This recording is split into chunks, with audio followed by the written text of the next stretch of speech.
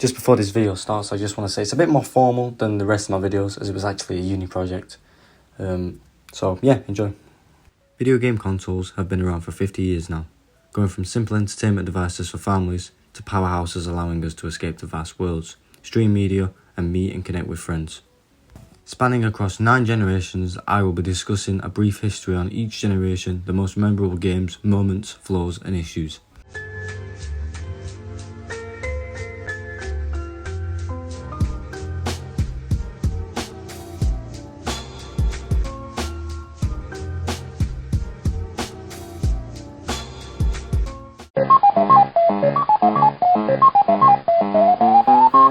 First generation of video game consoles were a simple way for families to have fun playing simple two-player games. Starting off in 1972 with the Magnavox Odyssey with a library of 28 games, having the player put overlays over their TV sets to create the illusion of graphics. 2 months later, however, Atari released Pong, the famous ping-pong style game where 2 players control a vertical moving block to hit the ball to each other. In 1974, Magnavox filed a lawsuit with Atari, Allied Leisure, Bally Midway and Chicago Dynamics for copying the Pong game style. The lawsuit was settled in June of 1976, the same year Coleco released the Coleco Telstar. Coming with 3 games, hockey, handball and tennis, this console functioned a lot like the Magnavox Odyssey but without the screen overlays, and unlike the Magnavox Odyssey, this console had no controllers but 2 dials on each side of the console. An electric maze where robots shoot with electric rays. Take that, turkey! The second generation began with the Fairchild Channel F, releasing in 1976, having 2 built-in games, hockey and tennis, but also being able to get more games with ROM cards. However, in 1977, Atari released the 2600, setting a new standard for home consoles, offering great visuals and colours and having a great library of games such as Pitfall, Frogger, Pac-Man and Space Invaders. The 2600 sold 30 million units and lasted until 2004 when it was discontinued. In 1978, the Magnavox Odyssey 2 launched, co-created with Philips technology, now having a controller similar to the 2600 and a library of 46 games. In 1979, the Intellivision launched, and was a step back this generation, having a controller with a number pad and a directional pad, not being as advanced as the other consoles this generation, and having a library of 132 games.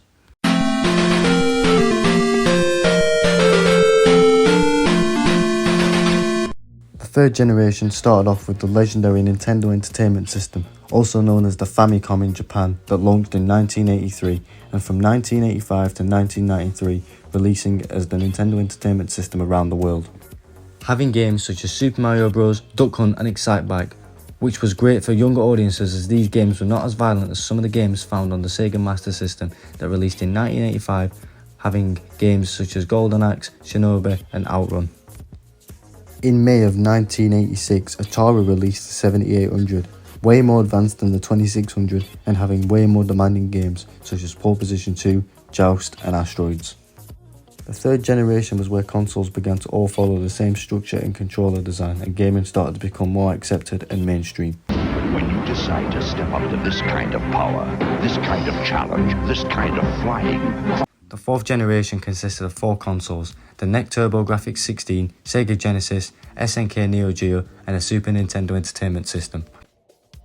Sega and Nintendo's offerings this generation are a lot more powerful than their previous consoles, offering better visuals and more logic in games, making games a lot more lively and more advanced. But we also saw 2 new companies try their hardware in the console scene, SNK and NEC, with the TurboGrafx 16 and Neo Geo. Both consoles were graphically advanced but didn't live up to the exclusives found on Sega and Nintendo's consoles. Hey, plumber boy, mustache man, your worst nightmare has arrived. Sega released the Sega Saturn, having smooth visuals and some 3D releases, having staple titles such as Sonic R, Virtua Fighter 2 and Daytona USA. The 64-bit era began with Nintendo and Sony, with the Nintendo 64 and the PlayStation, both having amazing visuals, save games and amazing exclusives such as PlayStation having Gran Turismo, Medieval, Crash Bandicoot and Final Fantasy VII. Whilst the Nintendo 64 had Super Mario 64 setting the standard for 3D Mario games and GoldenEye 64 being a fan favourite shooter still to this day. The PlayStation was also a really good CD music player if you had the SCPH 1001 model.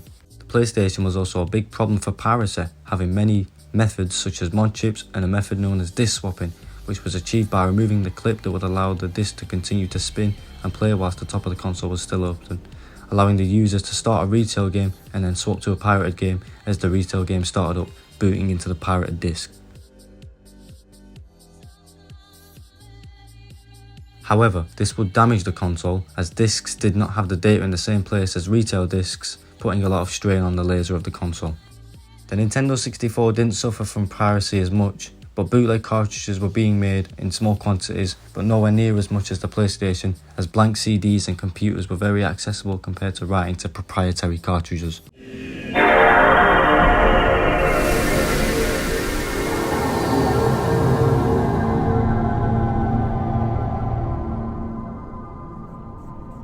The sixth generation was where consoles started following a standard and universal style.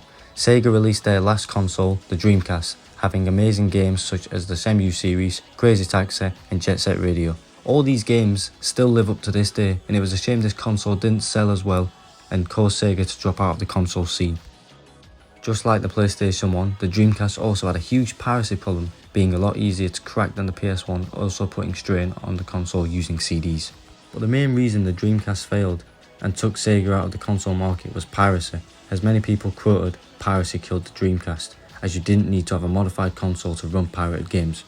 Sony released the PlayStation 2, the best-selling console still to this day, being the cheapest DVD player at the time, but also having a great library of games such as God of War, Bully and the GTA trilogy and Gran Turismo. A few years later, releasing the PS2 Slim, a smaller console with no hard drive slot and built-in Ethernet. Microsoft also tried getting into the console market with the Xbox, originally called the Direct Xbox, as this console used off-the-shelf PC parts and was basically a slimmed-down PC, being the first console to ship with a full-sized hard drive. The Nintendo GameCube was a very standard approach from Nintendo, featuring a standard controller layout and having many great exclusives such as Mario Sunshine, Mario Kart Double Dash, just to name a few. This was also the start of a lot of common multi-platform releases such as Time Splitters, Call of Duty and sports games such as FIFA and NBA.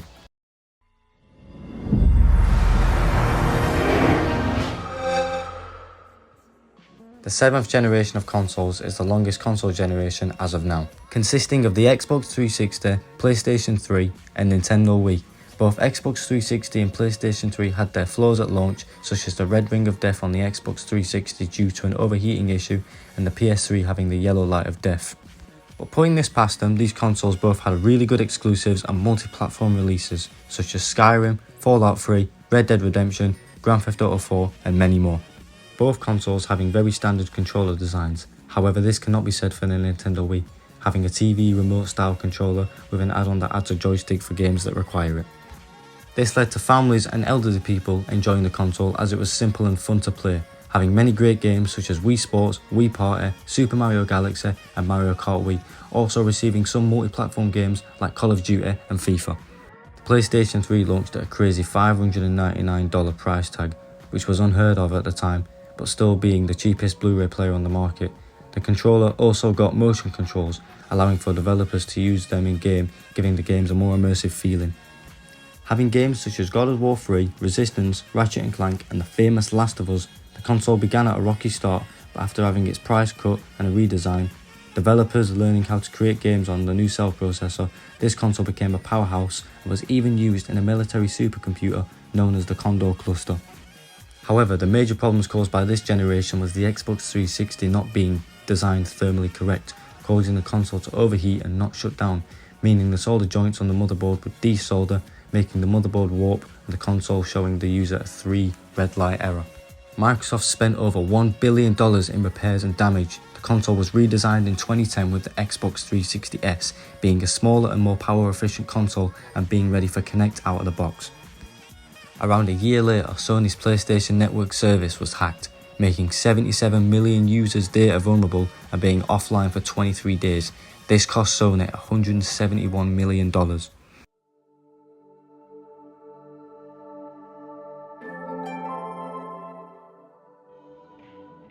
Launching late 2012, the first console of this generation was a successor to the Wii U, offering games and experiences to a more traditional console and having that special Nintendo charm, but also still having games supporting the original Wii accessories, as well as having full backwards compatibility. The Wii U didn't sell as well as Nintendo wanted it to, as this was because people didn't know what it was. Some people thought it was an add-on for the original Wii. Launching 1 year later at the end of 2013, the Xbox One and PS4, both consoles having their pros and cons. In terms of hardware differences, both consoles were roughly the same. However, the PS4 had a more advanced controller, finally being redesigned since the PS1, having a touchpad, light bar and speaker on the controller, allowing developers to use these features to make more immersive experiences. Many great multi-platform games of this generation were released, such as Rainbow Six Siege, Fallout 4, Red Dead Redemption 2 and Rocket League. Both Xbox One and PS4 received slim versions. Not much change on the PS4, but the Xbox One was now able to stream 4K content, no more external power brick, and had a launch hard drive size of 2TB. This was also the generation where esports became more mainstream, and we saw the release of Fortnite, first launching in July of 2017 and then the popular Battle Royale launching a few months later in September. The release of Fortnite drove up sales of both of these consoles drastically, and both consoles were given a mid-gen upgrade to help them reach the resolution of 4K. This was the PS4 Pro and the Xbox One X. During 2017, Nintendo dropped the Switch, a hybrid home console and portable, completely changing their approach to the scene, and was kind of a brand redesign, becoming very minimal and focusing on games and hardware, sticking to their core audience but also still having some of that Nintendo charm, later releasing an OLED model in 2021.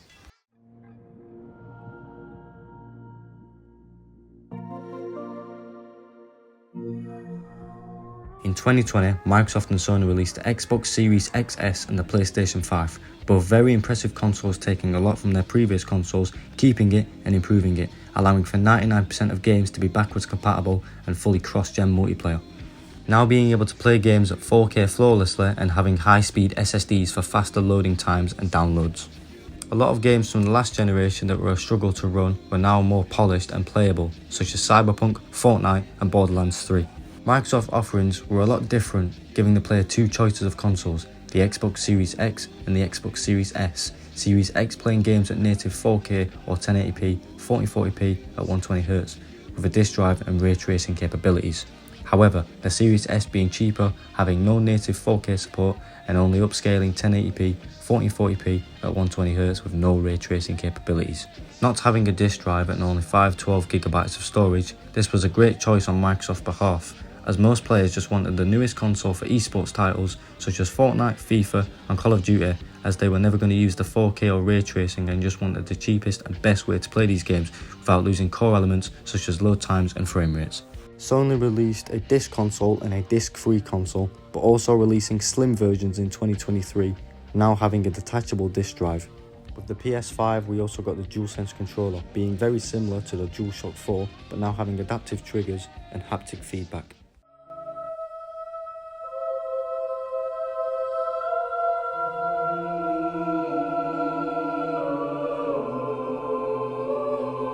In conclusion, consoles have improved over the years, refining upon and learning from their mistakes and flaws from previous generations, such as combating piracy, crucial hardware flaws and overall quality, switching from gimmicks to raw performance and putting the games first.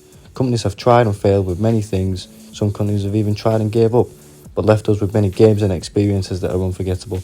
The jump from 8th to 9th gen was a big jump in technology, so who knows what the 10th generation is going to be like.